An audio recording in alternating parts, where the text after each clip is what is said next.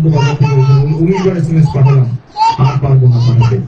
3 বার cross করেছি, 3 বারই বাংলা জিতেছে। আমরা এটা করতাম আসলে, কিন্তু জানি না আপনাদের সময় কখনো এরকম হয়েছে কিনা আপনাদের আহমেদ, যে আমরা কিন্তু যখন কি হতো অনেক অনেক কিছু হিসাব মেলানোর চেষ্টা করতাম, ঠিক টস করে দেখতাম কারা জিতবে। তো উনি 3 বার টস করে দেখেছেন যে বাংলাদেশ জিতেছে। জানি না এই টসটি শেষ পর্যন্ত কাজে লাগবে কিনা, তবে আমরা চাই এমনিতেই জিতুক বাংলাদেশ। হার্দিক পান্ডিয়াকে আনা হয়েছে নতুন বদলি বোলার হিসেবে। 14 ম্যাচ থেকে 11টি বল তিনি 11টি উইকেট তিনি পেয়েছেন। 7.52 তার ইকোনমি রেট। যেটা আজকে আমাদের দরকার, 7.5 দিয়ে তার ইকোনমি যেটা, সেটা হলেও কিন্তু আমরা ম্যাচ জিততে পারবো। আমরা যেটা কিভাবে আমরা এগোই, আমার মনে এখন পর্যন্ত আমরা হেরে যাওয়ার মতন হয়নি। আমাদেরকে ভালো খেলতে হবে, যে আসবে এই এত প্রডিউস একটা 30 রান 40 রানের উইকেট মানে ইনিংস যদি খেলে যেতে পারে আমাদের ব্যাটসম্যানরা, তাহলে কিন্তু আমরা এই ম্যাচ জিতে যাবো। বড় ইনিংস দরকার নেই। সেই উইকেটের আত্মগতি দেওয়ার দৃশ্যটি বারবার দেখানো হচ্ছে, কষ্টই লাগছে। একজন সেফ ব্যাটসম্যান কিভাবে আত্মগতি দেন, আপনি তিনি জীবন পেয়েছিলেন, একটা লুপ্পা ক্যাচ ছেড়ে দিয়েছিলেন হার্দিক পান্ডিয়া, সেই জায়গা থেকে সে কাঁধে খুলতে লাগাতে পারলেন না। সাকিব নিজেকে অঞ্চলে ফেলে দিয়ে একটি রান, দ্বিতীয় রানের জন্য দৌড়াচ্ছেন এবং মিসফিল্ডিংয়ের সুবাদে দ্বিতীয় রান পূর্ণ করলেন। চমৎকার রানিং বেরিয়ে উইকেট দুজনের মাঝে, সাকিবের ব্যাট থেকে 2টি রান। রান নিলে যে ফিল্ডারদের উপরে একটা চাপ সৃষ্টি হয়, সেটা কিন্তু এখনই আমরা দেখলাম। দ্বিতীয় রানে নিচ্ছিলেন বলে কিন্তু এই যে উনি বল পিক করতে পারলেন না, রানের হয়তো করতেন।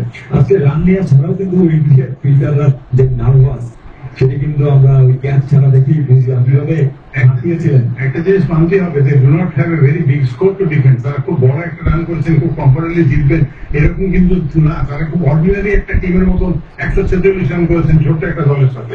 যাচ্ছেন হার্দিক পান্ডিয়া, এবার উইকেট ছেড়ে বেরিয়ে এসে লকটে ব্যাট করতে চেয়েছিলেন সাকিব, তাড়াহুড়ো করছেন, আবারও তাড়াহুড়ো করছেন। রান রিকোয়ারমেন্ট তো খুব বেশি না, 70 বল থেকে 89 রান করতে হবে, সেই জায়গা থেকে যে কেন তাড়াহুড়ো করছেন? সব বলি মারার একটা প্রবণতা কি জন্য আমি জানি না। এটাই আমার মনে হয় আমাদেরকে একটু বিব্রত করছে, আমাদেরকে অসুবিধায় ফেলছে। সেই জায়গা থেকে যদি ব্যাটসম্যানরা বেরিয়ে আসতে পারেন যে সব বলে আমি কেন মারবো, খারাপ বলের জন্য অপেক্ষা করবো, সেই বলটা মারবো, সেই জিনিসটা হলেই কিন্তু হয়ে যায়। যাচ্ছেন পরের বল, এবারে কিন্তু কাট করে দিলেন, বল তুলে কিন্তু ডিপ থাকবে নাম দেবে, খুব অনায়াসে সহজেই কাট করেছেন। এবারে কোন রকম অসুবিধা তার হয়নি, 1টি রান পেলেন ওখানে সাকিব। এরকম সব কিন্তু আমরা নিউজিল্যান্ডের বিপক্ষে, অস্ট্রেলিয়ার বিপক্ষে খুব চমৎকার ভাবে খেলতে দেখেছিলাম সাকিবকে, এবং শেষ পর্যন্ত বাজে বলে তিনি আউট হয়েছিলেন। অসাধারণ খেলেছিলেন, 25 বলে 33 রানের একটা ইনিংস। রোহিতের বিপক্ষে তার খেলা সেরকম একটি ইনিংস বা তার চেয়েও বেশি, যেমনটা পাকিস্তানের বিপক্ষে খেলেছিলেন 50 রানের ইনিংস। সেগুলো যদি খেলতে পারে, খেলতে পারলে যে কোনো একজন যদি 50 রানের একটা ইনিংস খেলতে পারে, আমরা ম্যাচ জিতে যাবো। বাংলাদেশ জিতবে। সাবির রহমান 12 বলে 18 রানে আছেন। হার্দিক পান্ডিয়া নবম ওভারে 4 নম্বর বল নিয়ে যাবেন তার বিপক্ষে। 69 বলে 88 রান লাগবে আজকে বাংলাদেশকে জিততে ভারতের বিপক্ষে।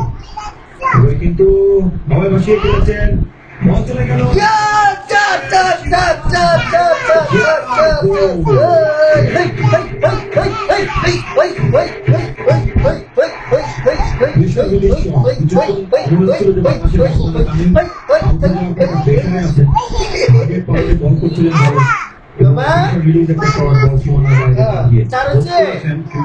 কন্ট্রোল ছিল মারার উপরে, সে কথা বলবো না। নিজের শরীরকে বা মাথাটাকে ছিল। এবারে কিন্তু আবারও সীমানার বাইরে যাবে।